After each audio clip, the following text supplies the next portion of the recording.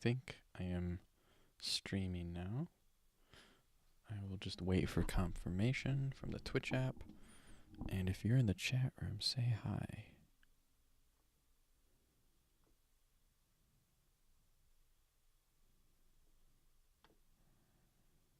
There we go.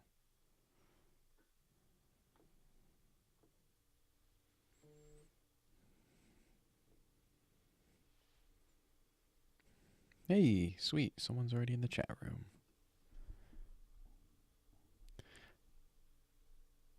If you're tuning in, this might be different than last week. I now have light, and the microphone was new last week, but I noticed that there was a tapping sound because it was attached to the same desk as my keyboard.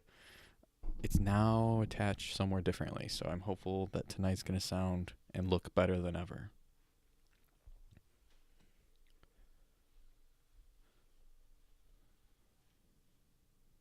So I'm just waiting for the video to appear on Twitch, and then I will get going. Oh, there we go. Okay, it is live.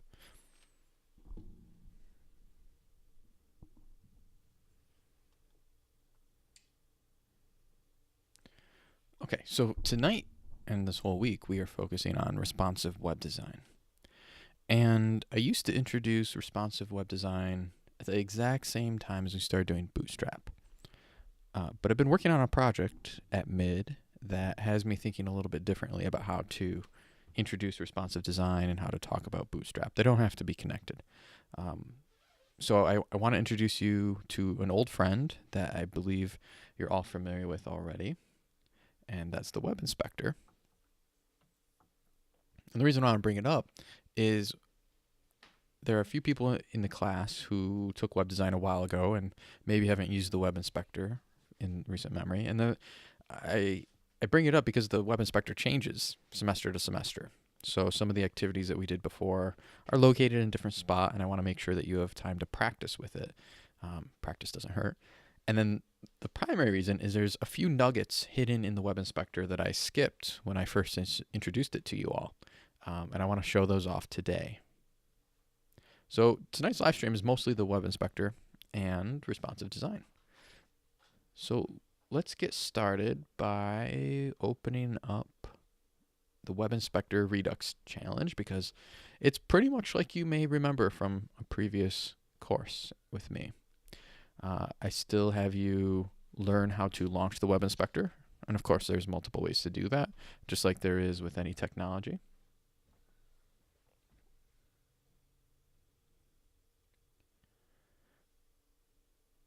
So I'm going to show Firefox tonight. I have used all the browsers, all the web inspectors from Safari to Chrome. But what I like about the Firefox one will become more apparent when I show off what I've been working on at work the last couple days.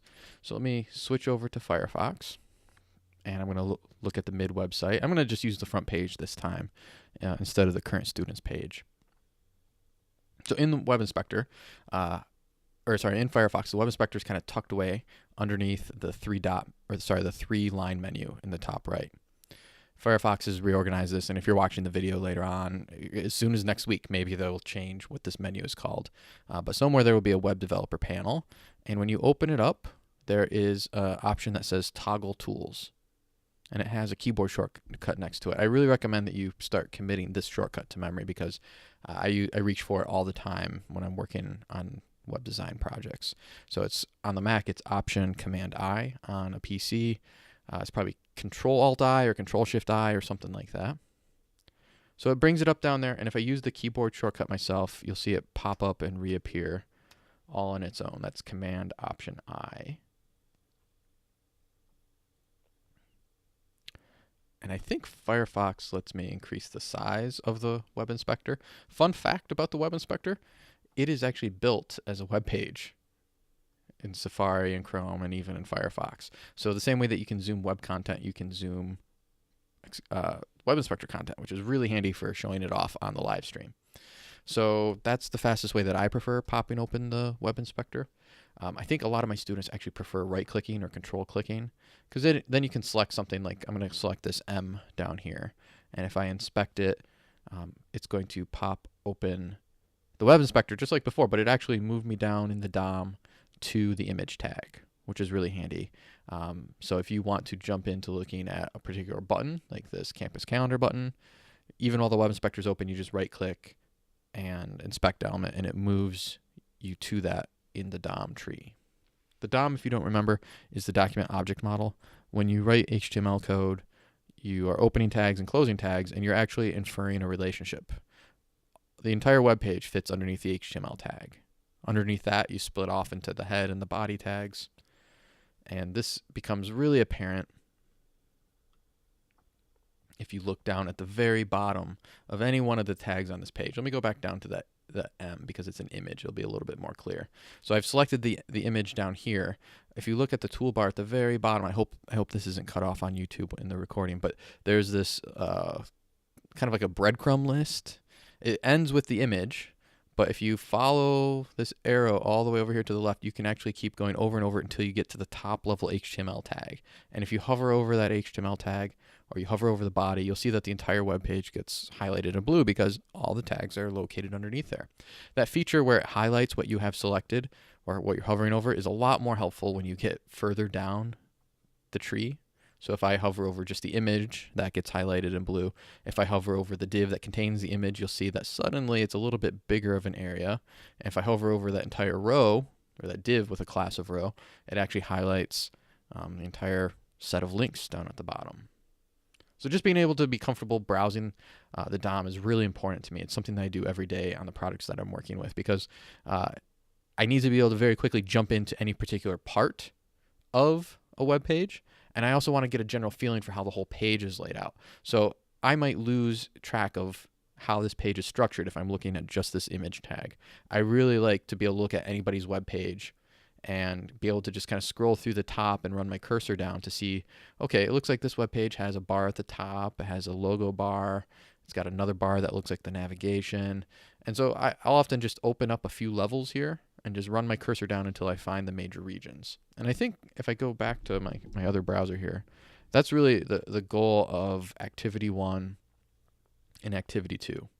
It's all about being able to browse the high-level structure to see the different regions of the web page and then dive deep down into a particular region and understand what you're looking at. Now, Firefox has a few other tricks up its sleeve that I haven't shown off yet. It has the ability to search. So if you are inside the web inspector down here at the bottom, you can either Control F or Command F, and it will search all of the DOM for you. So if I know that I'm looking for that image tag, I can search for image, and it actually will kind of bring hints as to the images that I might be interested in finding. So I'm going to search for image, and it bumped me to the logo. I might decide that I want to go to the next one. I can hit Command G or just keep hitting Enter to go to the next find result. And I can move all the way down the web page. I'm hopeful that I'm going to get down to the nav bar. Oh, it looks like I already went by that, and I'm looking at the images at the very bottom here. So find is really helpful, but so is just right-clicking on what you want. There's one other way to target something when you have the web inspector open. There's usually like a little radar button, or in Firefox it's this square with a cursor on it. When you activate what they call the picker, or maybe the selector, you can then run your whole mouse over any item, and it'll highlight just like it would highlight if you were running your mouse over the DOM tree, and you can get a feel for the different regions. And what I like about Firefox that you can see on here is it puts these guides on the page. It's got the dashed lines. As I hover over something, anything that is padding or margin gets color coded as well. It looks like margin is the yellow and padding is this purple that shows up on the left and right of what I have selected. Just really, really, really helpful. It'll also estimate the dimensions as I select various items on here. And this is really helpful for a web designer. So that is Activity 2. Hopefully that's a review for you. Activity 3 is all about editing the DOM. The web inspector is great for inspecting, but I think that name kind of doesn't do it justice for what you can do. So there's actually an error on the mid website right now. Our theme has hard-coded into it the year 2018. So let's make us look better. Let's just go into the DOM here and double click on 2018 and type in 2019. And just like that, we made mid look a lot better because we fixed the copy right here. Now you might be wondering, did I update this on the mid website for real? No. Remember, the way that clients and servers work is when you're accessing midmich.edu, you're requesting a copy of the web page. And so that's exactly what the server sends to you, is the HTML and the CSS for the web page. And it's only a copy. So the way you can tell this is go in another browser, try to visit it, you'll see it still says 2018. And if I just refresh the web page by clicking on the refresh button on here, that change is going to be completely lost to the sands of time, and it's back to good old 2018. So you can edit anything on the web page. That's great for editing content. I think when I showed this in previous years, I'd always show how I would mock up a change to the website where I might get a request to make something a couple words longer than it would normally be. And you might wonder, do we have room for an extra word on here? So let's say I wanted to change college governance to actually say college governance and board of trustees. I can type that in and see how it wraps, and it looks like it affected the whole footer. It got taller. So that might be good for me to know that maybe we don't want to add extra words because it affects the design of the page. Or it might break a logo. It might break the placement of an image. So if it's editable, you might wonder, well, I've added something. Can I delete something? Absolutely. What would happen if we got rid of a whole column of links? I just hit delete and it removed, what did it remove? It removed the class. I was actually surprised it didn't delete the whole node. If I delete the whole node, you'll see how the design shifts around. I was able to right click to get to the delete area as well. So you can actually go through and delete content and see what happens to the web page. Or maybe you want to change what image is showing up. You can change the attribute of any tag as well. You can even change classes. So what's cool about a lot of our little imagery on here is it is implemented through something called Font Awesome, which is a set of icons that we add to our website through CSS. And if we want to add a logo, all we have to know is the class name. So instead of comments, I might know that I think there's let me do person. FA person is not a logo. Oh, I know why, because FA user. So if I change provide feedback to the little user icon, you'll see that I can change that and it updates live on the web page. Maybe I wanted to try out a different social media icon or get rid of one. I can do that too. You can put whatever you want here. You can actually write completely brand new code. If you right click, you can actually click edit as HTML, and then you're able to edit this entire line just as if it was in Visual Studio Code, with the benefit of as soon as you hit enter or you click away, it applies what you've typed directly on the web page. So the web inspector is totally your friend. You can edit whatever you want. It's great for more than just the DOM and more than just HTML though. Let me get back to the web inspector in Firefox here. I was focusing mostly on the panel over here on the left. Firefox has since introduced like a super powered section on the right. It used to just be 2 columns. Now it's 3 columns. They have this third column that can actually show you the result of any CSS or give you an overview of the layout. The middle column is what's really powerful when you're trying to troubleshoot why the CSS you wrote isn't taking effect. Usually it's because it's conflicting with something else on the page. So in this list, you're going to see from top to bottom all of the selectors that have been written that are affecting what you have selected in the DOM. So let me get back to this heading over here that I had selected called About Mid. So you know that this is an anchor tag, right? And it's in an H4. So the very first selector that's taking effect is a very specific one. It's looking for something in main footer underneath the footer quick links. And you can keep reading that. Then it selects the H4, and then it selects the things that are inside the H4 that are anchor tags. Super specific CSS here. All it does is it changes the color. So by default, this would be a blue color if this CSS wasn't active. So how do I know that? Well, I can just tag or toggle this checkbox and it will activate or deactivate that rule if I want it to take effect. I can change any of this just by clicking. I can type a different name of a color, or I can actually click on the color picker, the little color circle here, and pick any color that I want. So maybe I want to see what this website would look like with red headings. Gosh, I hope we never do that. You know, we should probably stick to a shade of blue or white. if you're editing something, you know it's going to affect all of the instances of that anchor tag under the H4s in that area. And you know that because as you change the color, it's changing all of them at once. It looks like they added this little ability to highlight on the page all the instances of that, so you can see exactly what you're affecting. Super handy. My favorite thing about this, though, is I can just click on the selector. Let me click away here. If I just click on the selector, it selects the text part of it, and I can just Command-C to copy. And then if I go into any sort of editor, I can paste in the selector. So if I want to write a new CSS rule, I can take this selector pre-made from the browser from what I've selected and write a new rule. Super handy. If you wanted to just tweak one element, there's actually a section that I skipped over up here called the this element, the inline styles that are applying.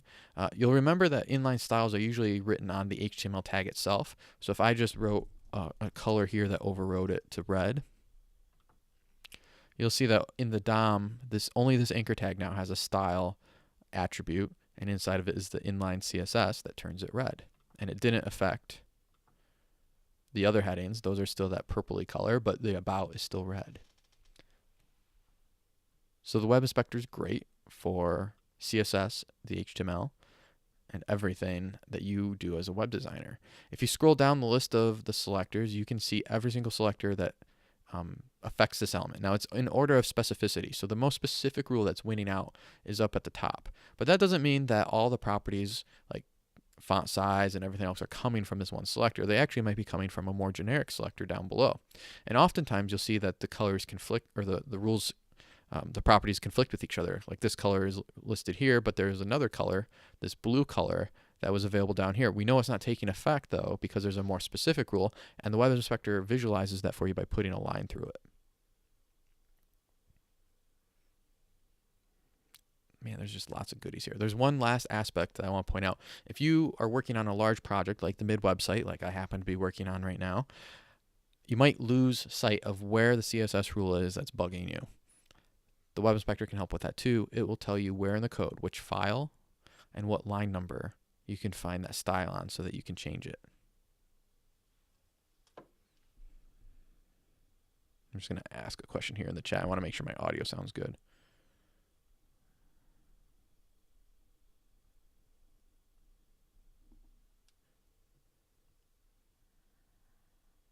Oh, good. Thank you. Hey, that delay isn't as bad as it used to be.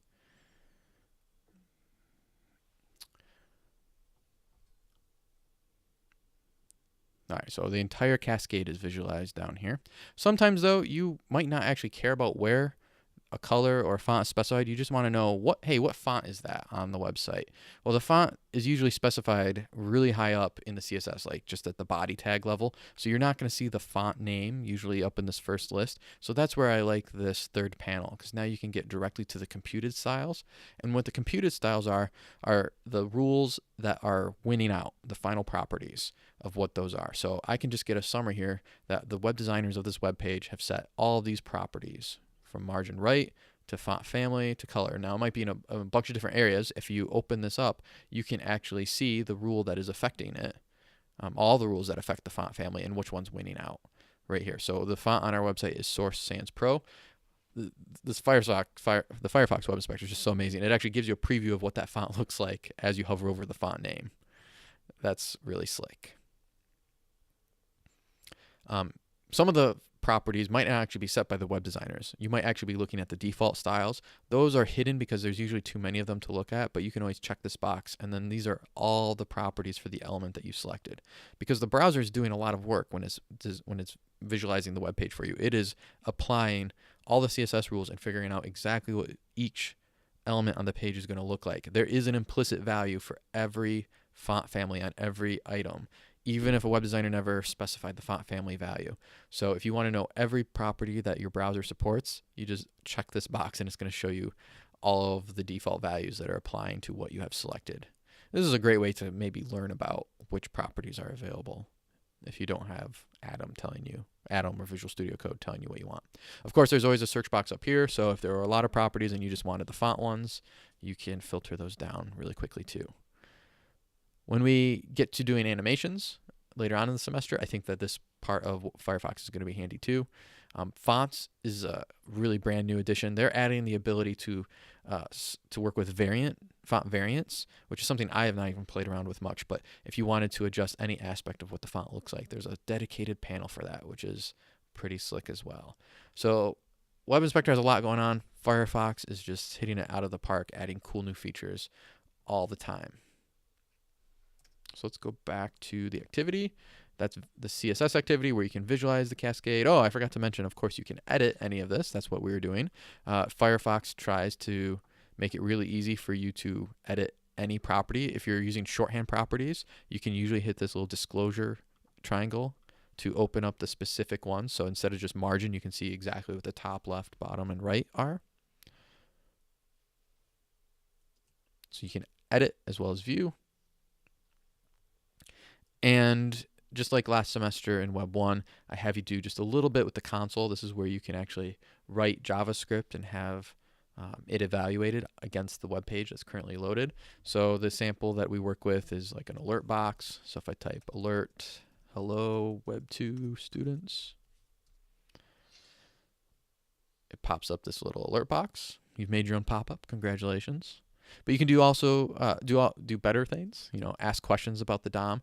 The real power with JavaScript is that you can edit any aspect of a web page. You can add elements. You can remove elements or hide them.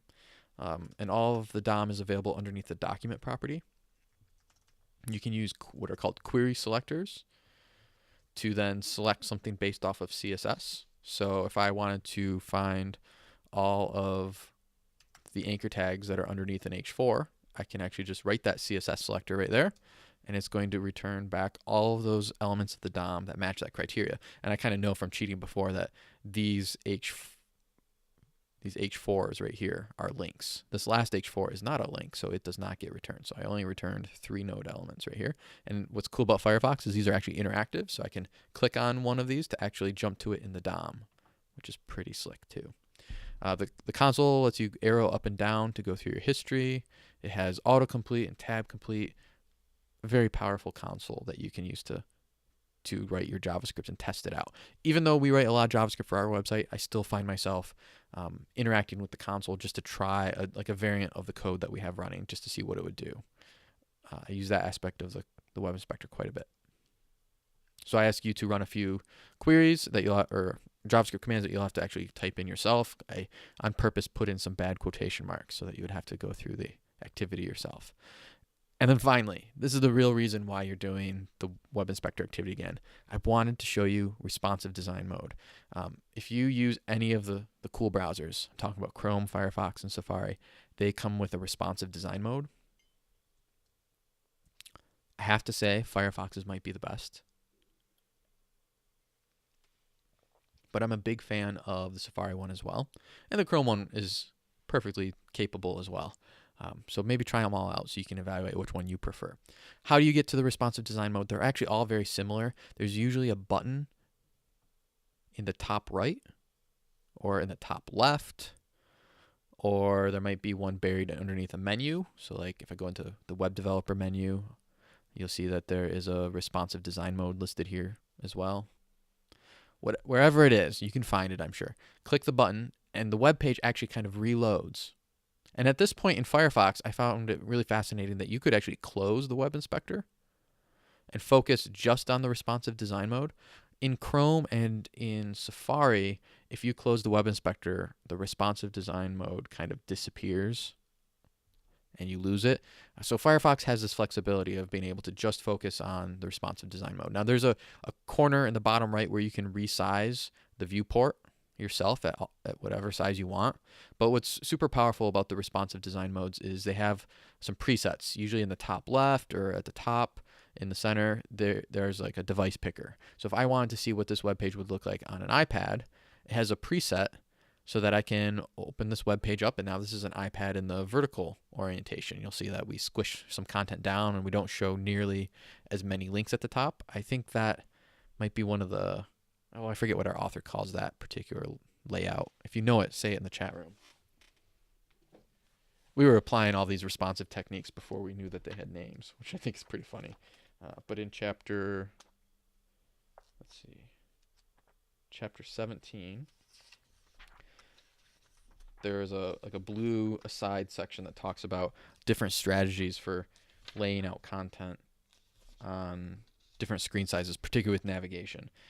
So the one that I think that this demonstrates is, a priority plus. So the most important links, our portal and our directory, and the jobs that people are looking for, those links remain, as well as this accordion type menu or a hide a box where you can get to the other links that didn't quite fit. So we pick the priority links and then we have them reappear when the screen is sufficiently large. When does that happen? Well, it actually happens if you rotate an iPad horizontally. That's just enough room that it will bring back all those links into a single line. So this device preset menu is really powerful. I do not own an Android device, so I might choose the S9 here, and I can see that it is actually really tall and narrow. It actually reminds me of an iPhone like 10. So let's see if that's in the list. If I choose iPhone 10, you'll see that that one is also pretty narrow and tall. If you want to see what that looks like horizontally, you can tilt it horizontally on here. I think that this is just a great way to not have to have every size device and not have to resize your actual browser window and kind of guesstimate at the sizes. Now, this is extremely helpful for what your actual homework is this week, finding breakpoints. So what I would like you to do is use the web inspector to figure out what your breakpoints are. How do you know what those are? Well, you can actually type in sizes. So I'm going to go back to this iPad size because it's so close to one of our breakpoints. If I go 1 pixel smaller than 768 wide here, if I go 767, 767 is considered a phone size on our website. Now, maybe that's not the best approach, and that's something that we're revisiting right now, but I can tell you that one of our breakpoints is 768 exactly. So if you are with 768, you get a lot more content than if you were on just a slightly smaller viewport. It's kind of dramatic how that works. So how do you find these viewports? Well, you can, or these breakpoints that represent each viewport, you can kind of click and drag in the corner here until you see the content start to change. So let's find our next one after 768. If I keep dragging wider and wider on the mid website, it's when that nav bar pops open. So it looks like it's somewhere around 992. So if I do 992, it still is wide enough, but 991, that's when that tablet vertical breakpoint still takes effect. So you need to list what the breakpoints are on the website that you choose to inspect, and this responsive design mode, whether it's in Safari or Chrome or Firefox, is going to help you with that.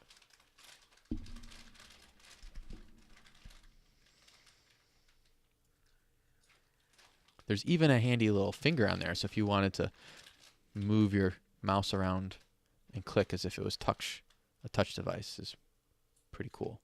Oh, it says you have to reload. So I'm going to reload the web page with touch mode on, and let's see what happens. It feels exactly the same. I don't know what that part does. In the top right, where you can close out of responsive design mode, you can also take a picture, which is really handy. I know the macOS 10 shortcuts for taking screenshots and drawing what I want to capture, but I think it's pretty handy that Firefox has actually integrated ways to take pictures of what you're seeing right within the browser. And then you could send that to the web developer that you're working with. And in the chat room, someone just replied that so far they like Firefox a lot more. Yeah, I have to tell you that when I fell in love with Firefox again, it was all because of the developer tools. And the only thing that made me switch back to Chrome recently was that on one of my computers, Firefox was just really slow. And I think that's probably fixed by now, so I might switch back to Firefox because there's a lot of cool tools inside of there that are specially made by people like Jen Simmons, who we're going to watch some videos from in the upcoming weeks, because she works for Firefox and she's an advocate for web developers, and she knows what we need in order to build stuff. And so Firefox is prioritizing that, which I think is great. So that covers the web inspector activity. I really hope that you will practice with it. And if you aren't using it already, I mean, I pop open the web inspector on sites that I'm visiting, even if I'm not working on them. Like I will just randomly open it up on like the New York Times or CNN just to see how they accomplish their designs, because you probably encounter at least one web page a day that you think is a cool design. And if you just pop open the web inspector briefly, you are going to learn something, I promise you, whether it's about the HTML that makes something possible, the CSS, or just if you actually play around with resizing the viewport, you can see how that web page is architected so it works on all the devices that you use.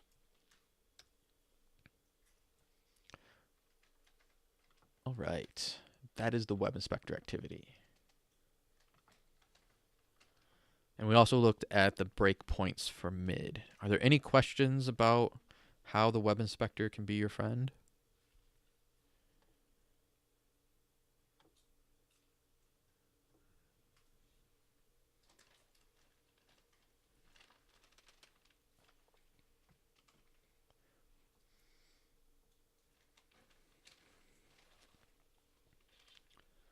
Okay, so hearing no questions. What I want to talk about is I want to sell you on the idea of mobile first design, because I have to be honest with you. I read about it in books and articles. I thought that I would try to do it, but I very quickly, as I started building responsively designed websites, found myself working on a desktop computer to build the website. And so you can't help but start designing what it's going to look like on the big screen. And then you might find a way to write a media query that allows you to change what the website looks like on a phone. But before we get into next week's topic, I need to convince you of this mobile first design, because a lot of the CSS libraries that have been created have been optimized for that thinking. I think one of the reasons why mobile first design has become popular, besides the fact that mobile traffic is what is really growing, and so we need to optimize for where our audience is going, I think the primary reason is actually that it's a lot easier to add additional information, add design flourishes, add white space, than it is to take something that has a lot of information, a lot of columns or a lot of text, a lot of images, and then squish it down into a phone after the fact. It doesn't just jam into a phone size screen. So if I can convince you of blindly following this, I promise you it will pay dividends later. And I was reminded of this when I was working on something for mid this week. We're actually trying to rebuild our front page. So there was a reason I showed you in Firefox midmich.edu. The thing that we do not like about our front page is kind of twofold. The first thing, and the real true impetus, is if I hit refresh on this web page, it takes far longer than we want for this web page to load.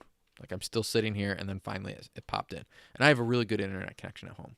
On a mobile internet connection, it's not as great, and every time this web page is being visited, too much is going on.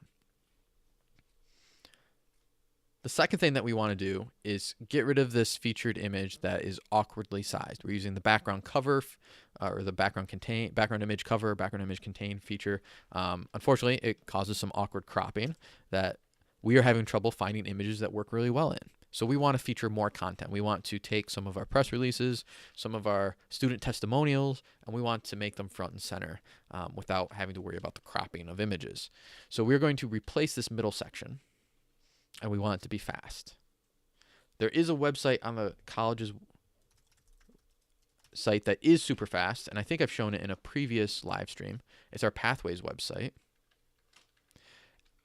And we built this using something cool that I want to mention in a second. But when we built this site, in order to get it live as quickly as we could, we got rid of a lot of content that wasn't critical to our pathways. We got rid of the nav bar up at the top. We got rid of the footer at the bottom. So what I'm doing now is I'm trying to rebuild parts of the mid website that are a bit more complicated in their design, mostly because they are responsive and they have various appearances at different breakpoints, but using this new, faster technology. So my goal is to make the main website as fast as this Pathways website. And why is it fast? Well, as I click on these links, there's really nothing new loaded. As I go from page to page, it just snaps into view. If I try to do that on the Mid-Michigan College website, we're just going to cry, because if I click on Why Mid, it's going to sit here, wait, and think, and then load some content. If I jump over to Campus Life, wait, think, and load. Actually, it's not that bad today. But there are times during the day, if you try to browse from page to page, that it takes a while for things to appear. And the reason it's so slow is how the website content is managed. We're going to talk about content management systems in the latter half of this semester. The way that our content management system works currently is every time this web page is requested, it has to rebuild all pieces of it from scratch. It has to go ask a bunch of questions of a database to build this web page. And we're trying to change how that works so that we have a process that regularly runs and builds our website from what's in the database, but then leaves it alone, so that when people are browsing our site, as soon as you click something, the page loads. That's the goal. So how are we going to do that? let me show you what we're using. It's something called Gatsby. If you've not heard of it before, I'm going to search for Gatsby web design, and I'm pretty sure the top link is not exactly what I thought to see. It's called Gatsby JS. Maybe I have to search for it by name. Gatsby JS, you'll see their site is really fast, is a way of using JavaScript to build web pages and cache them, render them out as just HTML, CSS, and JavaScript files, but really minified ways. If you look at the source code that's a result, it is highly minified, hard to read, but it's super portable. And actually, as you hover over various links, in the background, the web page is being fetched already. So as soon as I click docs, it loads like immediately. The whole page snaps into view. That's what we're trying to get happening on the mid website. So we're using Gatsby. That's why you'll see Gatsby in the top here. And what I've been trying to do over the last couple days is rebuild our website from top to bottom. I'm leaving the hard nav bar for last because that one's going to take some patience. But what I'm trying to do is get our logos aligned, get our copyright footer here, and then you'll see that I've started putting links in, but I haven't finished them. If I open up the responsive design mode on here, I'm just going to open up Web Developer, responsive design mode. There are these breakpoints that I need to think about the design on. Now, we're using something different for our CSS. Instead of using Bootstrap, which gives us a lot of classes to start with, I'm actually writing a lot of the media queries manually so that we can have different breakpoints than what we currently have on the website. I think we said that 768 was a breakpoint. So it would normally be around here that you would start to get this view. I'm trying to make it so that on smaller phones, you get this narrow tablet view as well. That's the goal, at least. We'll see if I'm able to make that happen. So the bottom behaves differently than the current website. But I'm using this tool, and I am actually typing in what my breakpoints are. So 320 is like the narrowest phone that people use these days. So you see how the logos get squished together down here. And as I maybe go up to a slightly wider phone, they get more space around them. And unfortunately, now that I mention it, I don't know what the breakpoint is where it switches from 2 logos across to 4. So I'm going to do the same thing that we did in the web inspector. And it looks like it's actually, instead of 768, it is 724. Yeah, so around 723, 724, this component changes its breakpoints.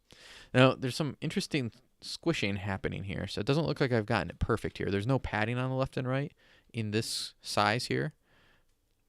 There's padding when you get down to this mobile phone breakpoint because it centers everything.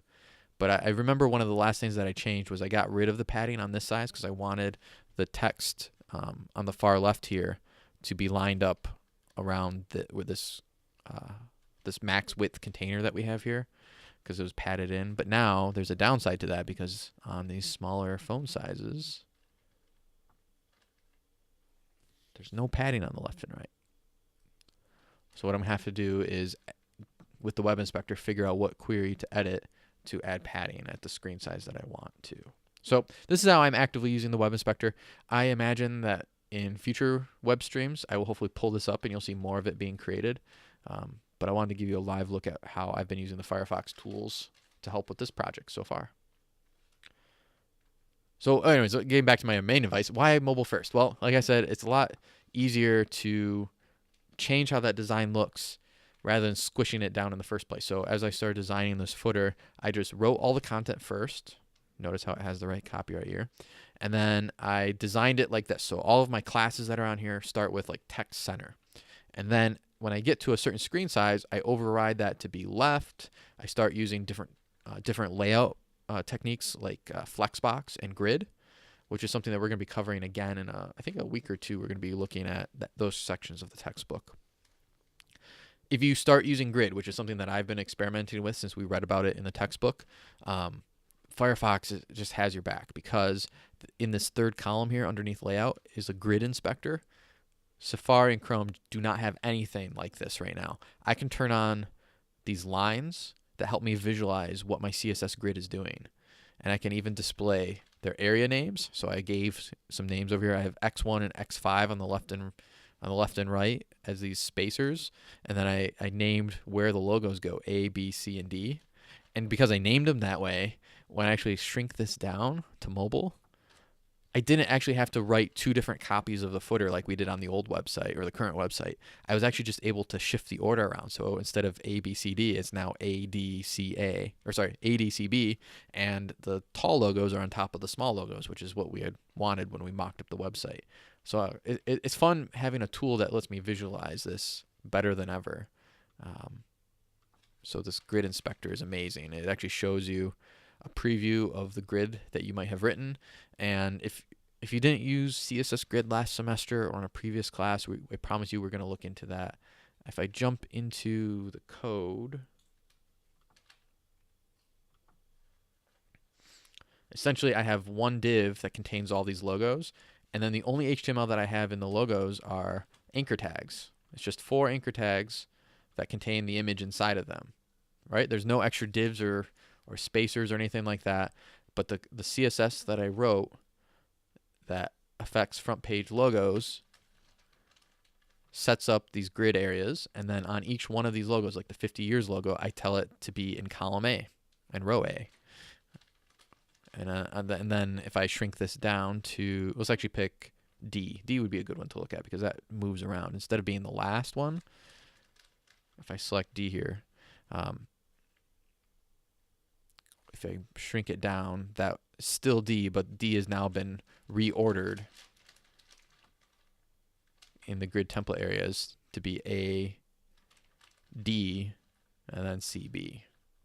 So it's just been fascinating working with this tool to build something that I didn't think I'd be able to use on a website still because not many browsers supported Grid at the time. But Grid is growing in adoption, and by adopting CSS Grid, I don't have to have 2 copies of this. Actually, I can show you that on the current website. Those images at the bottom appear twice. I'm pretty sure they appear twice. If I look at this 50 years logo,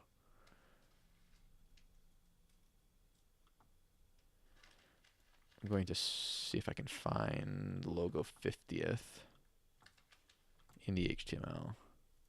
Well, I guess it only appears once. I forget what trick we had to do to make it reorder itself, though. Oh, so some of them appear twice because some of them hide at different sizes. So we had this weird hack where we would have the budget and performance logo, the budget and performance reporting logo. On mobile, it would appear right next to it, and then on these desktop sizes, it would hide away. So rather than having to duplicate our HTML, in the new one, the HTML stays the same. It's even less to send to the browser, and then the CSS just reshifts around where the logos are placed. So I'm really excited about this, and I wouldn't have been able to do it. I know I made a lot of mistakes along the way, but Firefox let me see my mistakes and then adjust them, which was handy. So that's all I wanted to show off tonight. Thank you for joining. If you have any other questions about web inspectors, let me know. Oh, there's a question in the chat. When the copyright logo goes from center to left aligned, are you just rewriting it to do that, or is it a different tag entirely? Do you mind showing what is making it switch between? I would love to show you that, because what you just described, having 2 copies, we have to use in certain instances. But oftentimes, if you're able to write media queries, you just rewrite one CSS property at a different screen size. So I'm going to show you some code that's not exactly the complete solution, but it'll get you most of the way there. I'm going to show you the media query that I use to make the logos appear differently. So here is mobile first design. Without any media query around it, I specify what I want it to look like on mobile. So here's the front page logos where I define the grid. Then I have media queries that surround the bigger sizes. So when I want that grid area to be named differently, to have A, B, C, D actually in one row, I surround that query with a media query that says only make this apply at a min width of 724 pixels. In your example that you talked about, you were asking about the text shifting around. The equivalent of that would be something like having text align center in the mobile first design, and then at different screen sizes, when you feel that you want something to be left aligned, you just change that to text align left. The key is using the exact same selector. So notice how front page logos is up here in the mobile first design. I just have an instance of that exact same CSS selector, and the only property that I would really have to change is text align left. So prioritize the mobile design because it's usually simpler, and then add in media queries, and you can put as many selectors as you want in this region. So at min width 724 pixels, you might change the front page logos to be left or center. You might change the nav bar buttons to show more, to show fewer items. All that can be done inside of media queries like this. Now, because you asked specifically about that left align, right align, or left align, center align, I want to show you that solution. If I open up the source code